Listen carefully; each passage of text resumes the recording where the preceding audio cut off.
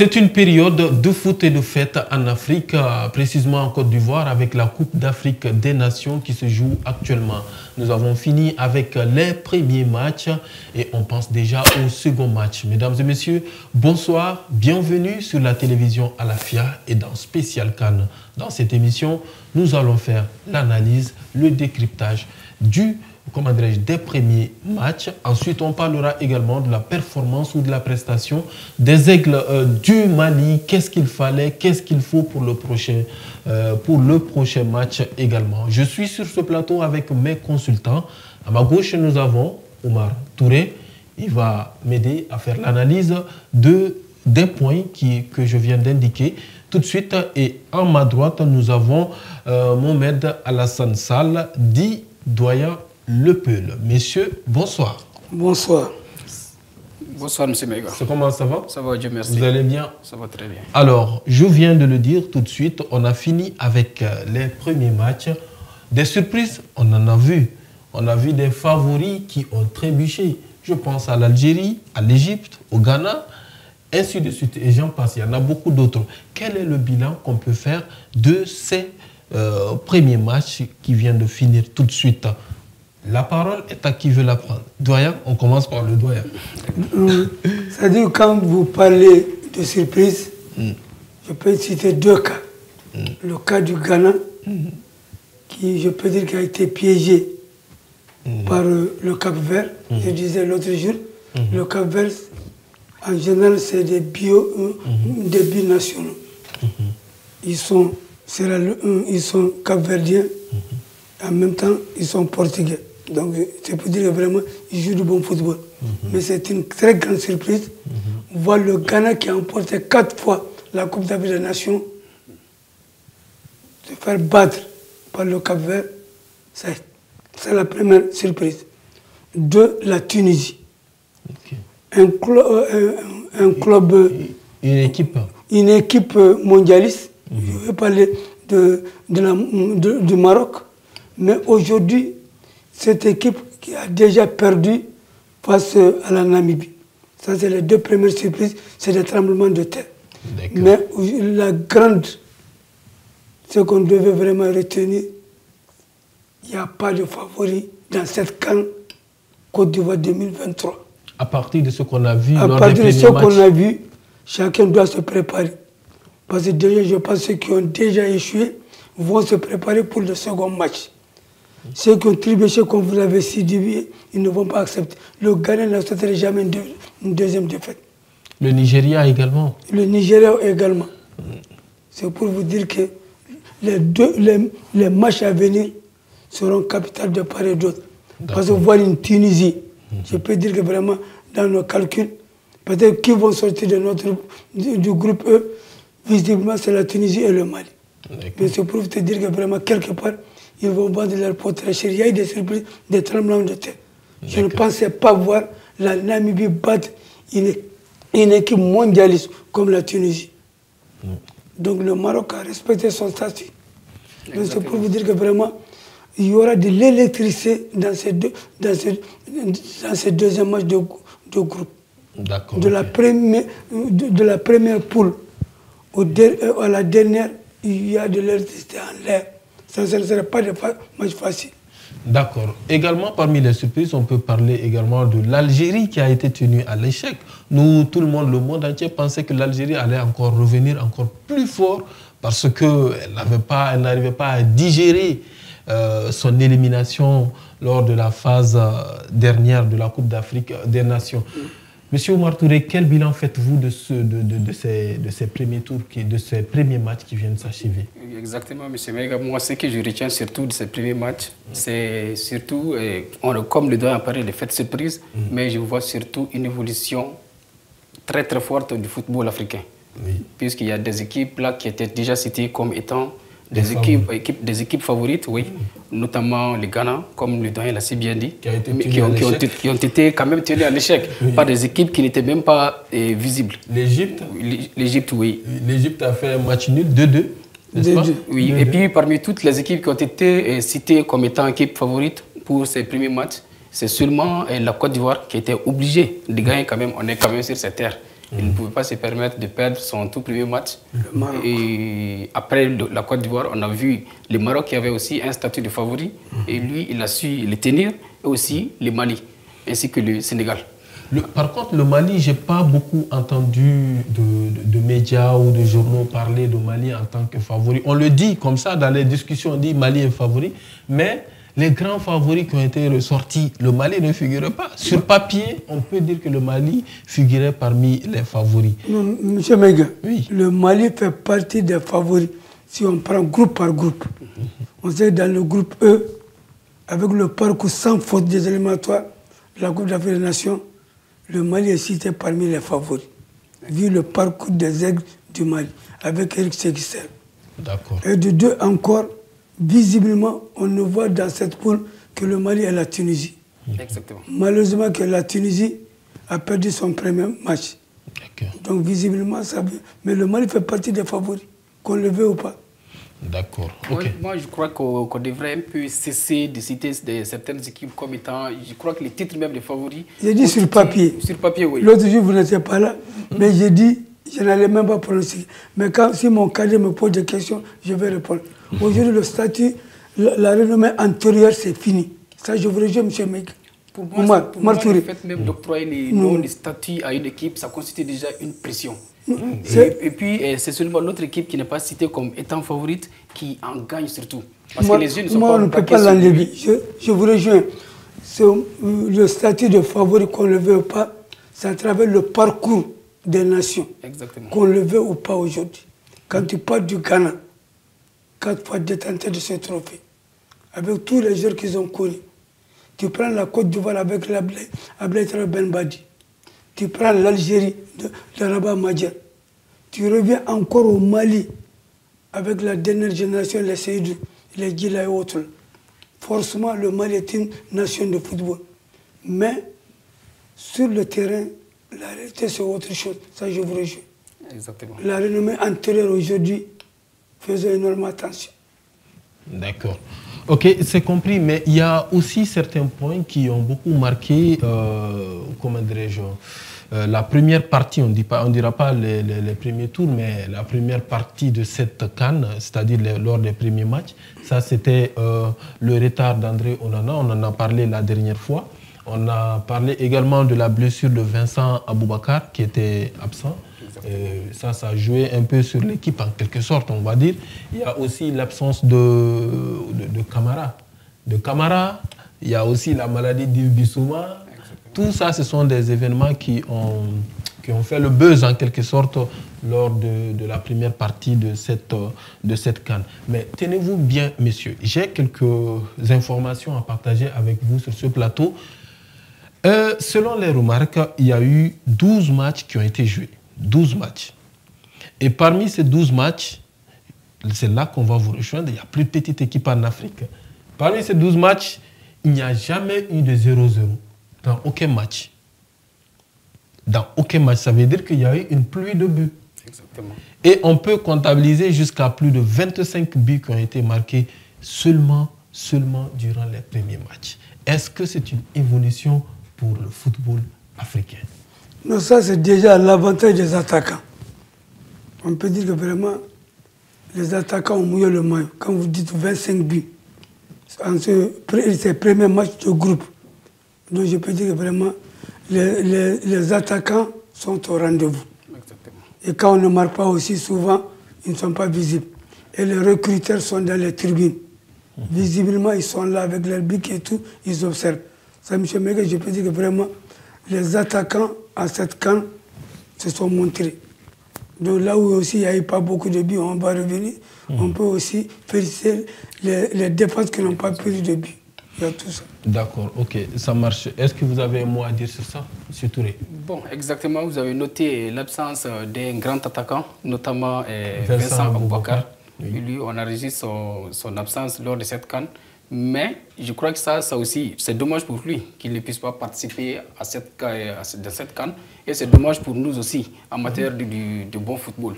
Mais je crois que ça permet aussi de donner beaucoup plus de visibilité aux jeunes qui étaient Voilà, jusque-là qui était son second. Voilà, qui était méconnu, mais ça leur donne aussi l'occasion de se faire connaître et aussi de pouvoir offrir beaucoup plus de spectacles.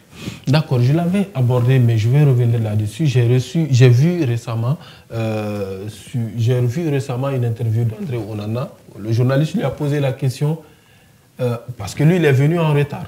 Il a préféré jouer un match de Manchester United et venir jouer à la veille de leur match. Et après, quand on a posé la question, est-ce que vous avez quelque chose à dire? C'est tout ce qui se dit autour de votre événement-là, le fait que vous êtes venu en retard. Il répond, j'en ai beaucoup, il y a beaucoup à dire, mais je ne veux pas le dire sur l'antenne. Ça, c'est une affaire qu'on va régler après. Est-ce que ça ne montre pas de rancune? Est-ce qu'il a le droit de se fâcher? Est-ce que tout ce qui a été dit sur lui, le fait qu'il vienne en retard, ce n'est pas dû à lui, mais aussi en quelque sorte? Bon, je crois que les cas Onana, c'est une situation qu'on a vécue même lors du mondial, c'est ça? Il y avait déjà des tensions qui existaient entre lui et sa fédération et même son entraîneur. Donc moi, je ne m'attendais même pas à le voir dans cette CAN, puisqu'il n'était déjà pas présent en Côte d'Ivoire avec l'équipe. Il est venu tardivement. Tardivement, la veille même de leur match. C'est parce qu'il a été retenu. S'il est venu, les problèmes internes, ça ne finit pas dans une équipe. Souvent, tu peux avoir des petits problèmes avec ton entraîneur, tu peux avoir des petits problèmes avec ta fédération. Et si dans le pays, il y a des gens vraiment dont les stars, c'est Oumar Touré, forcément, ils vont mouiller le maillot. Mais lui, qu'est-ce qu'il a retenu jusque-là? Il a joué, il n'y a même pas très longtemps, il a joué le match même. Il a joué... Mais il vient de le dire. Il a joué le dernier match. Il a joué le dernier match, ça peut-être, ça avec la permission de son entraîneur, il y a tout ça. Parce que si à la veille des CAN et tout ça, il faut que les deux fédérations s'entendent. Sinon, il n'y a aucun pays au monde, il n'y a aucun club au monde qui peut retenir un joueur qui a été sélectionné par son pays. Non, d'accord. Je sais qu'on ne va pas le retenir. Là où Mega veut nous amener, là, il y a des choses qu'on ne veut pas internes entre lui, peut-être avec sa fédération, peut-être avec son entraîneur. Non, moi, par contre, le point que je voudrais aborder, c'est que nous parlons de l'ascension du football africain. Nous parlons de la valorisation de la culture, des traditions, de nos mœurs à travers ce football-là. Il faut développer. Il faut développer. J'arrive.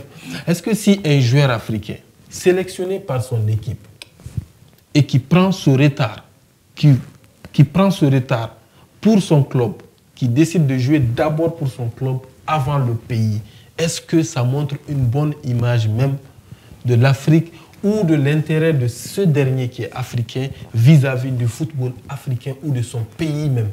Moi, je crois qu'on ne doit pas indexer toute l'Afrique ou sinon tous les joueurs africains juste pour un seul Africain. Je crois que mais ça aurait été la Ligue des Champions, il est parti depuis. Là, moi, je crois que ça dépend du sens. Moi, Omar, c'est-à-dire il faut qu'il nous comprenne. C'est-à-dire que l'équipe nationale est au-dessus du club. Justement, c'est pourquoi il devait venir aussitôt. Mais s'il n'est pas venu, j'ai dit qu'il y a des choses internes. Ni vous, ni moi ne peut savoir les raisons. Mais quand même, l'équipe nationale prime sur tout. Exactement. Voilà, quand tu es convoqué au niveau de l'équipe nationale, tu dois venir. Tu dois venir. Mais s'il a pris ce retard, il est sur la liste du Cameroun, sur la liste des 27 du Cameroun, à tout moment, il peut être retenu. Ils avaient demandé 57 ou 53 joueurs. Même si ça a repêché aujourd'hui, Bissouma ne peut pas faire la CAN. Même si le Mali doit repêcher, c'est sur la liste des 53. Déjà, il a son nom. Donc maintenant, ce retard, pour moi, ce n'est pas bon. C'est pas bon, justement. Moi, je vais dire à mon club, je suis sur le drapeau national, je vais rentrer. Donc, il a demandé à jouer, peut-être, je sais que la fédération camerounaise et son club sont en contact. Mais quand même, tout le monde sait que l'équipe nationale prime sur le club. Exactement. C'est ça. Oui. D'accord. Justement, c'est ce que je voudrais bien entendre. Parce que, pourquoi est-ce que moi, je suis en train de souligner ce point? Aujourd'hui, c'est Onana. Demain, peut-être Djigui Diarra peut s'inspirer de cet acte. Bissouma peut s'inspirer de cet acte. Un autre joueur, Lamine Camara, Sadio Mané, ces joueurs-là, moi je veux juste dire que si c'est des habitudes qui commencent comme ça, il faut les freiner en cours. Ce n'est pas aujourd'hui que ça a commencé, mais c'est à l'entraîneur de prendre ses responsabilités. Ok. Il y a eu le cas Diawara en 74, Tunis 94. Il était l'un des meilleurs joueurs, le meilleur attaquant du Mali, un certain Diawara. Mais Mamadou Keïta Kapi, la même nuit, il est sorti, il est parti en boîte. Mamadou Keïta Kapi dit qu'il ne serait pas dans son effectif. Il a laissé Diawara à Bamako. Le ministre d'alors, Bakar Karamako Koulibaly, a intervenu. Kapi dit que si ce jeune est dans mon effectif, vous tenez à ce qu'il voit, je reste à Bamako. Ça, c'est des entraîneurs. Il a pris ses responsabilités. Donc, c'est l'entraîneur camerounais qui devait prendre ses responsabilités. Il y a certains joueurs aussi qui peuvent polluer l'atmosphère. Kapi l'a fait par rapport à ça. Ne sortez pas, tu es sorti, il revient à 2h du matin. Il est parti à Tunis 94. En match d'ouverture, la Tunisie a choisi le Mali. Et l'entraîneur disait que même en cas de match nul, je vais démissionner. Les Fernand Koulibaly, le coup franc de Modibo Sidibé, ils ont dérouté l'entraîneur tunisien. Et c'est pourquoi aucun pays ne veut jouer le Mali, premier match d'ouverture. L'Angola ne va pas le faire en 2010. L'Angola. C'est pour vous dire que le premier responsable d'un club, d'une équipe nationale, c'est l'entraîneur. Quand l'entraîneur dit non, ce cas qui est, c'est parce que l'entraîneur Cameroun l'a accepté. Et il y a aussi de ces joueurs qui vraiment, ils sont tellement cotés au pays. Souvent, quand ils essaient de faire quelque chose, ils vont dire qu'ils ont perdu parce que l'entraîneur a fait ça. Sinon, c'est la faute au joueur. Je rejoins mes gars. D'accord, ok. Il n'a pas raison. D'accord. Qu'est-ce que ça? On en a. Oui, c'est surtout ça. Voilà. Donc maintenant, on va continuer avec les points. On en a beaucoup. Il ne faut pas qu'on soit pris par le temps. Alors, messieurs, on va rentrer maintenant dans le vif du sujet, le sujet qui nous concerne. Le match tant attendu s'est joué. Il s'agit du match des Aigles du Mali. Est-ce que vous avez vu la prestation à laquelle vous vous attendiez de la part des Aigles du Mali? Monsieur Omar Touré, doyen, je vous reviens. Si je n'avais pas regardé le match et que j'avais juste vu le résultat, j'allais justement me dire non, ces jeunes-là ont fait un football magnifique. Ils ont mouillé le maillot. Très bien, j'ai regardé le match du début jusqu'à la fin. Et je peux dire qu'on a assisté à une première mi-temps très désordonnée. On a vu qu'il y avait trop de failles. Il y a trop de failles, notamment à la défense. Et je vois qu'on a une équipe qui est remplie de milieux jeunes et expérimentés à la fois, mais on voyait qu'il y avait quand même des failles. Et je crois que notre première mi-temps a été toute jouée par... les Bafana. Non, notre gardien de but. Ah oui, ok. Djigui Diarra. Ce n'était pas du tout concevable de voir qu'en première mi-temps, que c'est seulement le gardien de but qui a été décisif. Ça veut dire qu'il y a trop de failles à corriger. Et surtout, quand même, on a vu aussi qu'à la deuxième mi-temps, peut-être que ces failles-là, ils se sont vus et puis on a entendu des rumeurs comme quoi l'autre là, Yves Bissouma, qu'il était souffrant. Et un autre défenseur, Moussa Diarra, je pense. Oui, donc on a vu aussi que lui, il n'était pas du tout très performant lors de cette première rencontre. D'accord. On dit que l'arbre ne doit pas cacher la forêt. Il faut se dire la vérité. J'étais là avec mes gars. Avant le match, oui. Avant le match, on n'a pas d'équipe, mais on a des joueurs. C'est-à-dire que quand tu vois que la défense ou le gardien de but est héros de cette rencontre, que je préfère qu'il soit l'homme du match, Djigui Diarra, c'est parce que la colonne vertébrale, le milieu du terrain a démissionné. Si le milieu du terrain n'avait pas démissionné, la défense du Mali n'allait pas prendre tout le poids de la rencontre de la première mi-temps. C'est pour dire que vraiment, j'ai vu une équipe nationale du Mali méconnaissable. Et je l'avais dit bien avant aujourd'hui. Eric Sextel a des joueurs, mais n'a pas d'équipe. Parce que chaque rencontre du Mali, tu vois de nouvelles têtes. Et aujourd'hui, je l'avais dit la dernière fois, si on nous posait la question hier de faire le classement des aigles du Mali sur les Seyli Blé, on te donne les 11 rentrants. Exactement. Mais nous sommes en reconstruction. Mais la première sortie des aigles du Mali, on n'a pas vu l'équipe nationale du Mali. Pourquoi? j'analyse. Même la deuxième période. Il a des joueurs. Il a des jeunes. Peut-être 12 pour la première fois à l'équipe nationale du Mali. Il faut leur donner la chance. Falaye n'a pas sa place. Ah bon? Je l'ai dit la dernière fois, je reviens. L'émission est suivie partout et je veux quelqu'un qui me défie. Quand tu es en forme, quand tu joues, tout le monde dit qu'un tel, Falaye a fait son temps. Aujourd'hui, il devait donner la chance à sa doublure qui est Amadou Dante. Et je préfère moi doyen dans l'axe, voir un Kiki Kouyaté et Nozo pour certains, il a un baisse de force. Non, c'est je trouve le contraire. Et le grand capitaine, c'est Téné qui a mouillé le maillot, que je peux dire que vraiment, Amari avec Djigui, on n'a rien à les reprocher. Si l'entraîneur du Mali nous écoute, nous autres, nous sommes des observateurs, et qu'il aligne Dante, Amari Traoré, Kiki Kouyaté, Nozo en défense, Djigui dans ses buts, parce qu'il n'y a rien à reprocher. Au milieu du terrain, qu'il prend la responsabilité, que Bissouma accepte de jouer son rôle de milieu récupérateur. Et que Kamara ou bien... Kamori... Non, Kamori, je vais. Non, ok. Et que Mohamed Kamara, s'il arrive à jouer, s'il n'est pas là, ça lui gêne. Il est défenseur, il est milieu défensif. Bissouma a son rôle, il le récupère. Kamori, le maître à jouer. Kamori, le maître a tout à fait, qui peut faire tout. Kamori a tout d'Embrama Traoré. Kamori peut distribuer, Kamori marque, il fait marquer.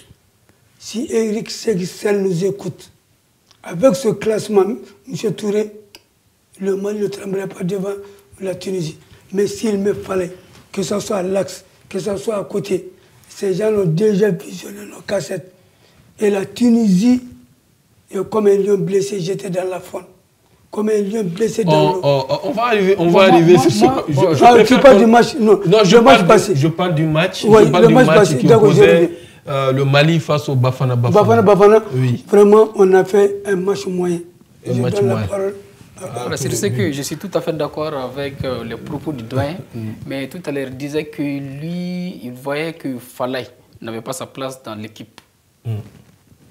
Moi, je crois qu'il a toujours sa place. Juste, on a vu qu'au match aller, on l'a mis dans une situation à laquelle il n'était pas du tout habitué. Notamment, on l'a mis à gauche. On voyait qu'à chaque fois qu'il avait la balle, il avait du mal. Il est polyvalent. Il est polyvalent, oui, mais on voyait qu'il... Dans la polyvalence, il y a toujours une préférence. Oui, mais les pieds qui dominent chez lui, il est droitier, ça tout le monde le sait. Falaye, il est droitier. Il est droitier à 90% même. Parce qu'on voyait, à chaque fois qu'on lui faisait une passe, il fallait qu'il revienne d'abord. Il faut qu'il prenne la balle de son pied dominant pour pouvoir aller de l'avant. Moi, je crois qu'il a toujours sa place dans l'équipe, mais... Il lui faut une position. Il lui faut une bonne position. Une position à laquelle qui lui sera bien adaptée. C'est très intéressant et les gens vont vous noter. S'il fallait que tu l'amènes au côté droit, ou si tu vas mettre le capitaine. Non, là, je n'ai pas. Ça veut juste dire qu'il a sa place. Il a sa place, mais. Il a sa place. Il est toujours en forme. Je pense que dans vos propos. Je dis. Je pense, doyen, je pense que lui, dans ses propos, il remet un peu en cause le classement de l'entraîneur au niveau de la défense, bien sûr. Ça veut dire que la défense peut être reclassée. Je vous rejoins sur le point où Falaye ne doit pas être titulaire. Ça, je suis d'accord. Mais c'est un bon second pour le capitaine. Pas pour le capitaine, peut-être pour Dante. Non, comment? Pour le capitaine. Pour le capitaine, oui. Il a toujours remplacé le capitaine. Exactement. Oumar, c'est un visionnaire. Il suit l'équipe nationale du Mali. Il n'a pas sa place de près des titulaires. Oui, aujourd'hui, donc ça veut dire que l'entraîneur aujourd'hui cherche à faire jouer les deux. S'il peut faire jouer les deux, si Nozo, il est polyvalent. Si Fofana n'est pas là, s'il tient à Falaye, il peut l'amener dans l'axe, mais aujourd'hui, Falaye, physiquement, ne tient pas. Falaye, là, c'est là-bas qu'ils vont... Et pourtant, on voit que Falaye, c'était un joueur qui est en forme dans son championnat. Et puis bon, C'est tout ce que... ça, c'est les observateurs des uns et les autres. D'accord. Je respecte vraiment M. Touré par rapport à tout ce qu'il a dit, mais mes analyses, j'ai donné un classement, le Mali ne tremblerait pas. D'accord. On va justement arriver à ce classement. Sur combien notez-vous la prestation des Aigles face au Bafana Bafana de l'Afrique du Sud lors de leur premier match? Ils ont gagné, mais pas avec la manière. Ça, on a empoché les 3 points, mais personne n'est satisfait que du gardien, Djigui Diarra, et le capitaine qui a montré vraiment, chaque fois, il est en train de tempérer. Doyen, écoute, il y a Sinayogo aussi. Sinayogo, il a fait un acte d'attaquant. Il a fait un geste d'attaquant. Sinayogo, il a été présent aussi. Vous m'avez posé la question. Sinayogo était vraiment le renard dans la surface de réparation. Mais je disais déjà, la colonne vertébrale est cassée. Il n'a pas eu les ballons qu'il doit avoir. Le problème de la colonne vertébrale de notre équipe, ça c'était le milieu. Oui. Mais on sait que dans le milieu, on a des absents. Par exemple, Yves Bissouma, il était absent. Bien qu'il a joué, il était absent. Bien qu'il a joué, j'ai dit, il a joué certes, mais on dit qu'il est souffrant. Non. Donc il n'était pas au top de son niveau. Il y avait Camara aussi qui manquait l'équipe. Mais pourquoi l'avant-papier pour un journaliste? La première question qu'on pose à un entraîneur, est-ce que l'imprimerie est garnie? S'il n'y a pas de joueurs à l'infirmerie, ceux qui sont à l'imprimerie doivent être remplacés. Tu ne peux pas avoir 27 joueurs. Et les postes sont triplés à l'équipe nationale du Mali, comme dans les autres choses. Je comprends, ce n'est pas une blessure. Non, je n'ai pas une blessure. J'ai dit l'imprimerie, le palier, tout ça. Mais il aura l'occasion de le récupérer. Exactement. Mais quand je suis sur le terrain, le Mali, on a l'impression, comme le vieux vient de le dire, le Mali joue 10 contre 11. Bissouma n'était pas là. Exactement. Tout ça, c'est un manque à gagner pour le Mali. Si la colonne vertébrale, les milieux donnaient des bonnes balles, Sinagogo allait marquer. Le nommé Youssouf là, Sissoko, Nenel, c'est pas déjà à garder sur le banc. Ils sont rentrés seulement, l'animation était là. Exactement, c'est les joueurs qu'on voit tout le temps. Les 12, comme tu dis qu'on va revenir, l'équipe qui a terminé contre l'Afrique du Sud, il n'a qu'à essayer cette équipe contre la Tunisie. C'était ce que j'allais dire même. On a vu 2 équipes du Mali. L'équipe qu'on a vue lors de la seconde période était carrément différente de l'équipe qui avait débuté. Oui, justement. Donc, parce que Bissouma est sorti, et puis bon voilà, on a fait rentrer encore d'autres joueurs. En tout cas, analyse perso, je suis en quelque sorte très content des 3 points qu'on a eu. 2-0, c'est bien. C'est bien. Le Mali fait déjà partie des rares équipes qui ont dépassé un but. D'ailleurs, et qui n'ont pas encaissé. Ça, c'est à féliciter.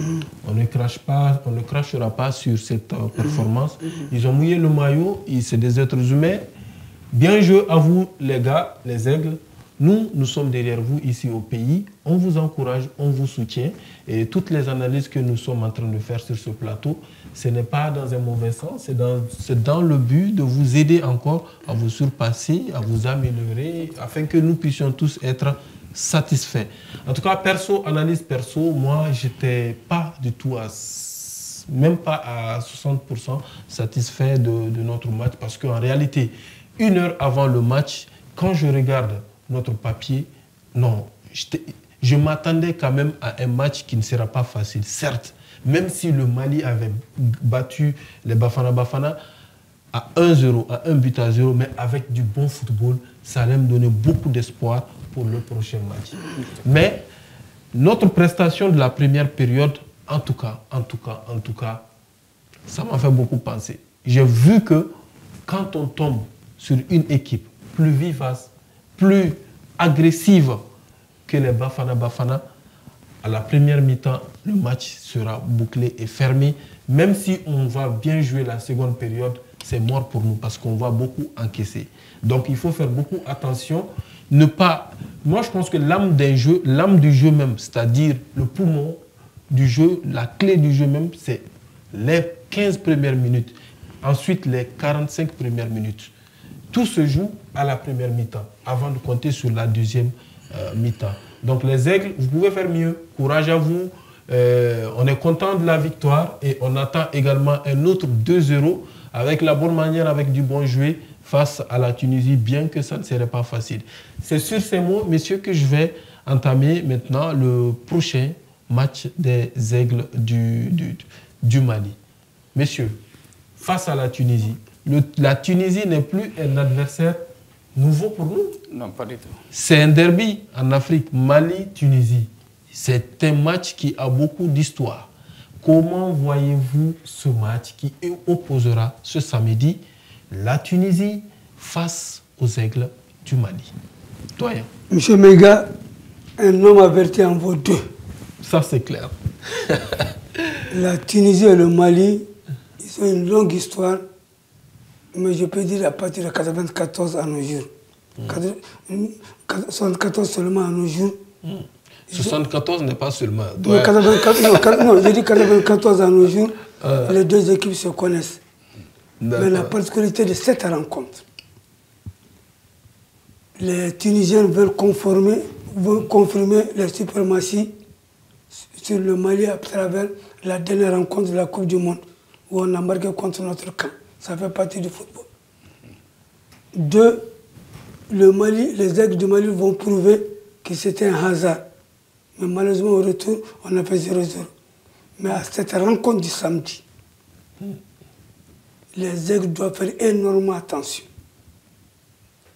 La Tunisie, qui a été prise, je ne sais pas, de vitesse ou pas, elle a été surprise devant la Namibie, qui n'a pas empoché les 3 buts de sa première sortie, mettre tout en œuvre face au Mali. Mais aujourd'hui, si Eric Séki scelle pour sa confiance à l'équipe qui a fini contre les Bafana, Kouamori Doumbia, distributeur, Bissouma a déjà son remplaçant. Ils sont là. S'il revient et qu'il accepte de jouer, quand tu vois Bissouma dans son équipe, il porte l'équipe de totalement sur son dos. Oui. Il fait partie des meilleurs milieux en Europe, en Angleterre. En Angleterre. Oui. Et que le même Bissouma sur lequel... C'est le seul joueur aujourd'hui au Mali qui a un palmarès. Oui, qui a une bonne visibilité. Oui, visibilité aujourd'hui. Qui joue dans un... Bon, il n'est pas le seul qui joue dans un grand championnat. Non, je viens. Je pense à... Ok, allez-y. Non, je veux... C'est pour dire que le mot Bissouma, à l'équipe nationale du Mali, tous nos adversaires disent faites attention à Bissouma. Ils l'ont donné le dossier numéro 10, mais si tu portes le 3, tu peux être distributeur. Oui. Mais c'est un demi-recruteur. Si la manager, il joue dans son équipe, et que le samedi, il se sacrifie. On a vu des joueurs ici malades. Ils ont mouillé le maillot à Yaoundé 112. C'est vrai. Chacun était au colo national. Il avait les côtes 4 cassées. Bandé, il a donné la demi-finale au Mali. Donc ça arrive. Ça dépend du coup. Maintenant, il faut que les Maliens jouent avec le cœur. Ça dit que le match du samedi, mais on a la chance d'échanger ici. Ça ne serait pas un match facile. Mais aux Aigles, impossible n'est pas malien. Et c'est d'ailleurs, il faut... C'est une nouvelle génération. Vraiment, c'est le lieu d'inscrire le nom dans l'histoire. Battre la Tunisie le samedi. Inch'Allah. On le fera, on le fera. Oh, je compte sur cette équipe. Ça serait une collision entre les deux aigles, les aigles de Carthage et les aigles du Mali, en quelque sorte. Alors, Monsieur Touré, comment voyez-vous ce match? Bon, exactement comme le doyen vient de le mentionner tout de suite. Et la Tunisie, c'est une nation avec laquelle nous avons une histoire commune, une très longue histoire commune. Donc, bon, je ne vais pas du tout me mettre à répéter ce que le doyen vient de dire tout à l'heure, mais moi, je m'attends à ce qu'il y ait beaucoup plus d'amélioration, notamment à la défense et aussi dans notre milieu de terrain. Donc, moi, je crois que ces observations ont déjà été prises en compte par l'entraîneur et puis son staff, car ils nous ont montré lors de la deuxième mi-temps de notre première rencontre avec l'Afrique du Sud. Donc, je crois qu'ils doivent maintenant mettre tout en œuvre afin qu'on ne puisse plus commettre les mêmes erreurs qu'on a eu à faire face à l'Afrique du Sud, qu'ils mettent les joueurs là où il faut. Qu'ils mettent les joueurs qu'il faut là où il faut plutôt. Que chacun joue dans son registre. Oui, qu'ils mettent chacun dans son élément. Registre, oui. Donc, avec ça, je crois que... Quand même, je ne m'attends pas du tout à un match facile. Nous connaissons tous la Tunisie, surtout qui revient avec une défaite. Ouais. Donc, eux, ils auront beaucoup plus d'engagement même que nos aigles. Et je crois que cela ne doit pas tromper nos jeunes. Quand ils doivent encore beaucoup plus serrer la ceinture afin de conserver la tête. D'accord, merci beaucoup. Et je voudrais quand même partager avec vous les 11 qui ont été proposés par les internautes et pour la CAF.